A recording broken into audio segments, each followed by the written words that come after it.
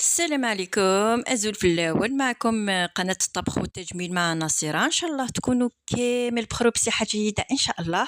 قبل ما نروحوا لفيديو تاع نهار اليوم، أولا أدعوكم للاشتراك في القناة فضلا وليس أمرا إن لم تشتركوا من قبل، كذلك تفعيل زر الجرس لكي يصلكم كل جديد من وصفاتي، وأيضا ما تنسونيش بالجيم للفيديو إذا أعجبكم الفيديو والبرتاج مع الأصدقاء لكي تعم الفائدة.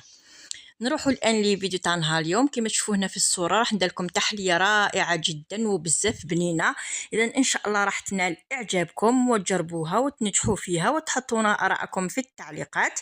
اذا اول شيء راح نبدا بالكراميل. اذا هنا عندي كاس الى ربع من السكر، راح نضيف عليهم ربع مغارف تاع الماء،